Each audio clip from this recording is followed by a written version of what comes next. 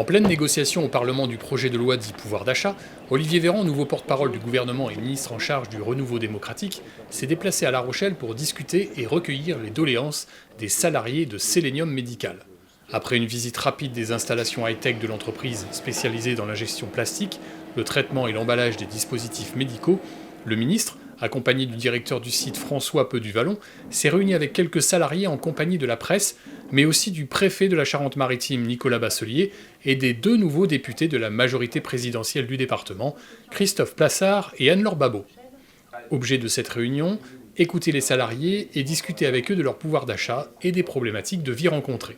C'est vraiment la façon avec laquelle j'ai envie d'aborder ça, en faisant des déplacements toutes les semaines sur tout le territoire national, sur ces thématiques d'actualité, ensuite remonter à Paris. Et ce que je leur ai dit en fin de réunion, c'est être capable de faire un retour à la suite de cette réunion pour leur dire non seulement on vous a écouté, mais voilà ce qu'on en fait. Parce que les gens, ils n'ont plus envie qu'on les écoute et qu'après on passe à autre chose.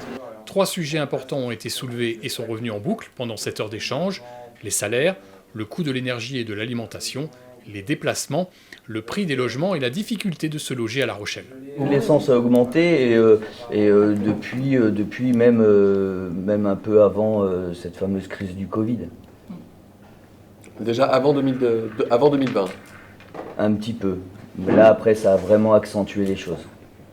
Je pense que les grandes surfaces... Parce qu'à un moment, je me dis qu'il y a bien, sur le prix de l'alimentaire, il y a bien quelqu'un qui fait son coef et qui gagne de l'argent.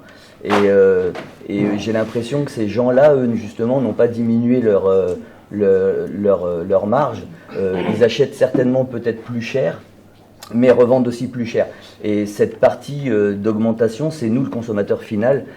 Enfin, pour moi, j'ai l'impression qu'en tant que consommateur final, c'est moi qui paye cette différence. Et La Rochelle est plus chère que Rennes. Ouais. Sur ce que j'ai vu, oui. Après, mes amis qui sont encore là-bas m'ont dit que cette année, ça avait vraiment augmenté les loyers.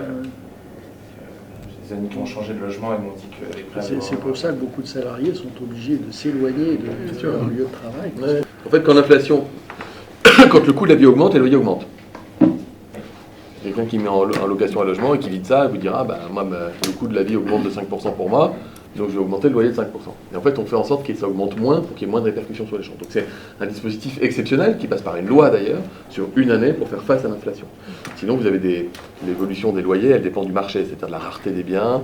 Est-ce qu'il y a beaucoup de biens qui sont en location? Dans ce cas-là, ça baisse. Est-ce que les gens ont plutôt tendance à acheter ou est-ce qu'ils restent plutôt dans le domaine de la location? Et donc c'est vraiment la loi du marché qui va fonctionner. Il y a des mécanismes de régulation. Olivier Véran a voulu rassurer et dire que le gouvernement était à la tâche, mais qu'aujourd'hui, la balle était dans le camp des parlementaires. Mais le texte est au Parlement. Et il ne vous aura pas échappé qu'on a un Parlement qui va être un Parlement fort, puisque c'est un Parlement qui doit voter dans une situation de majorité relative.